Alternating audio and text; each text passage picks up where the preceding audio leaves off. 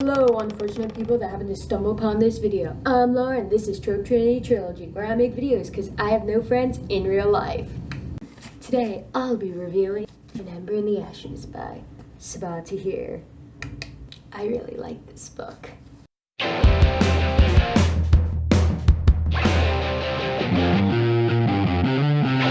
So since this is my first book review, I'll explain what I'm going to do. So this whole thing is non-spoiler, so you can watch the whole thing without having read it, but first I'll give a quick rec for people who don't want to hear anything about it, which it will be very, very quick because I don't know what to tell you.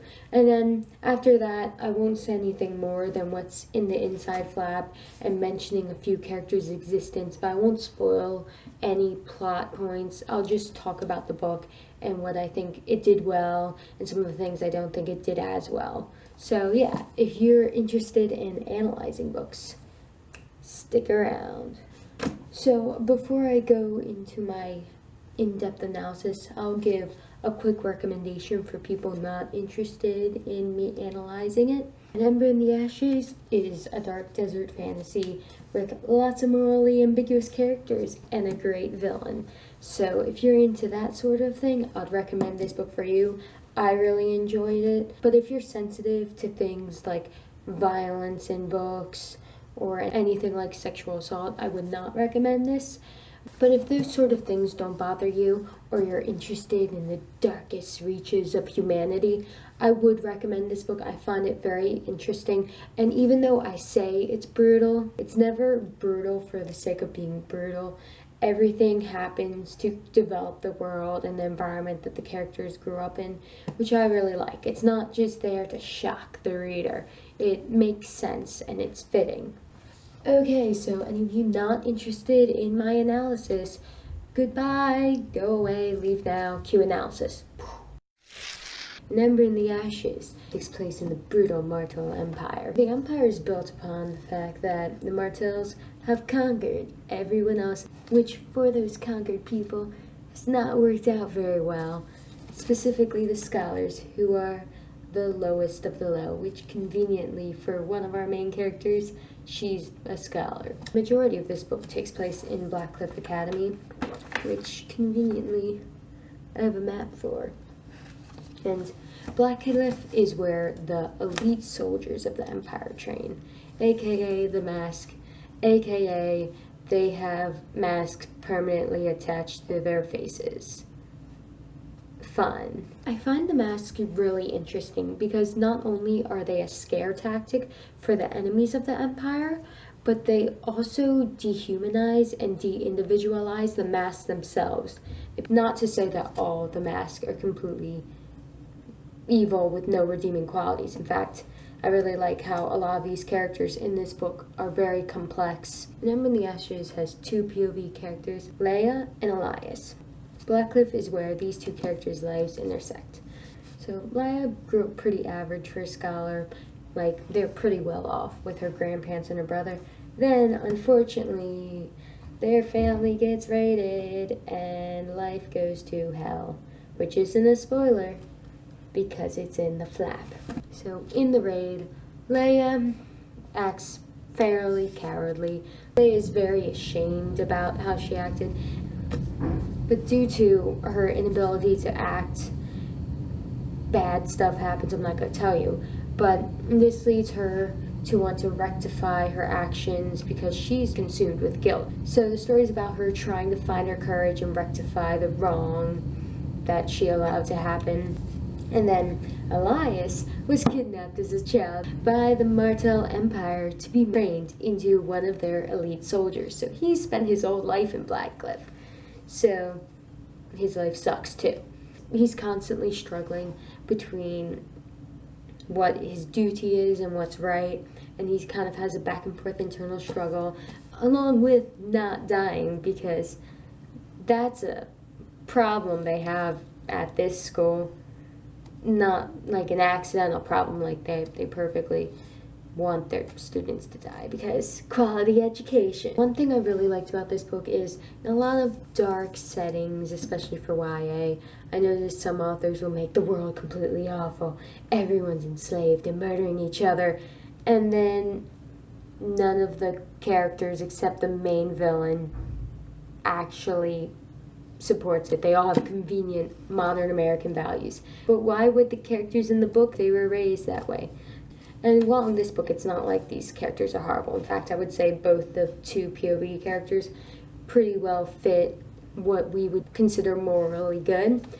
But also, they have reasons in their backstory for thinking that. It's not like, oh, they conveniently think one thing while everyone else thinks another. Leia is one of the oppressed people. Of course, she's not going to support being oppressed.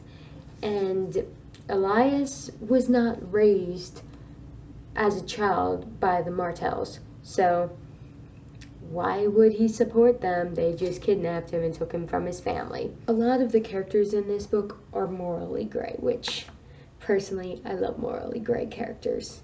The side characters, and I mean like the really important side characters, they have some big flaws. Even the third most important character, I would say, is Helene, and she's like, oh, it's fine that we conquered them and forced them to live under us in poverty and fear.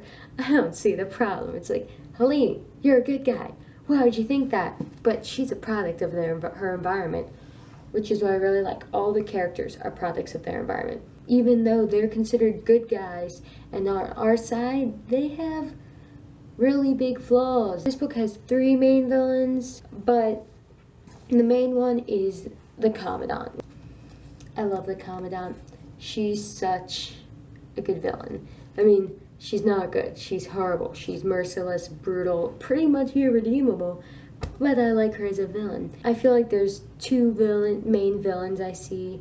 The completely evil, irredeemable villain that makes no sense and has very little character development except being evil, which isn't really character development. Then the other one is the one that does bad things, maybe does bad things, but they have a tragic backstory so we can forgive them for all the wrong they've done if they've actually done wrong. And it's like, no. The Commandant, she does just as many bad things as that irredeemable, pure evil villain, but she's seen as a human. She feels very real, and though you don't get her full backstory, you get hints at it, and you see that she wasn't born evil. No one's born evil. But the brutality of the world she grew up in made her just as brutal. And one of the other things I really like about this story is the stakes. This story has high stakes. These characters, they get a problem, they have to fix it, or they face the consequences. But there's no one coming in to save them last minute. No, they fix the problem or they're screwed. And let me tell you, they face some consequences in this book. And when the characters have to make choices, both a combination of good or bad, they have to make that choice, and they face the consequences of the choice they make. And there are 3 things I'm not entirely in love with about this book. So one of these things isn't that big, but the chapters alternate Leia, Elias, which is fine, except for at one point, it ends at a chapter, and then the next one's like a week later, and I'm like, wait, did the chapter end a week later? Or did I misinterpret it? And then I get to the next one, and it's like a week earlier at the beginning of the chapter. I'm like, what? And I feel like she could have messed up the order. To have 2 chapters by the same character in a row, just don't do that weird time jump thing, which that only happens once. It's not that big a deal, but I found it kind of annoying. The other thing that, if you don't like this, you might not like this book, is that if you hate love triangles, well, congratulations, this book has 2. 1 for each main character. Now, before you go, these love triangles do not overwhelm the plot. They do not take over everything. They stay subplots.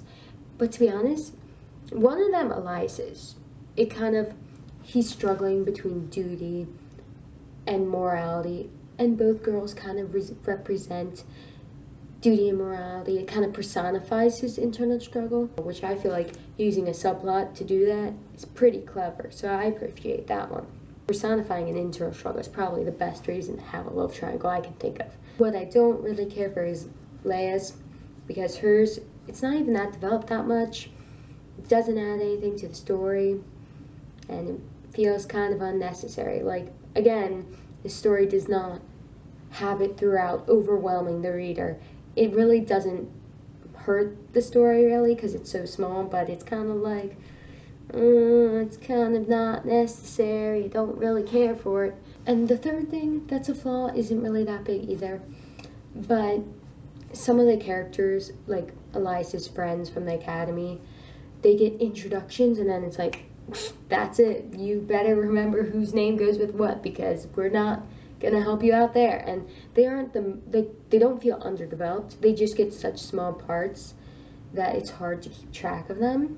I feel like those characters I'm talking about were more of just to bulk up like the academy and make it feel larger, make it feel like Elias and Helene had friends other than each other, so they didn't look like that much of losers. Even though I say this book is dark, the world is really dark, brutal, but the message of the story isn't really that, because both characters are good people, and the story very much emphasizes that despite all the bad things that happen to you and in this world, that you can still do the right thing and be the good person. And I feel like that leaves a more positive message. So if you're worried about it being dark, I would say it's not like evil villain protagonists. Like, these protagonists are good people that you could probably relate to at least one of them. I will warn, if you're uncomfortable with violence or sexual assault, this is in this book. Maybe not like super graphic for all of them, but if you're uncomfortable with it, it makes you upset, I would not recommend it. But other than that, I would recommend giving it a shot. Even if it's not your cup of tea, I liked it. I think it's worth a shot. If you're not sure, just check it out from the library. It's completely free. Don't tell anyone I said that. They'll kill me here on BookTube. Everyone buys their books. If I had to rate this book, which I'm not really sure about rating books, I'm not very good at, I'd probably give it an A-. This book has a great cast of characters, fast-paced, great plot, awesome stakes, superb villain, and if you're into all of that, I recommend this. I liked it, so that obviously means you like it, because my opinion's the end-all be-all. What? If any of you have read this book, leave your comments down below saying how you thought about, or if you want to read it now because of my recommendation. I plan on getting up a writing video soon, so if you're into that, stick around. If you like, comment, subscribe, dear viewer, you will get 1 free card. That's right, 1 free card. This is not a scam, totally legit. You will get 1 free card, not a scam, completely true. 1 free card. Later.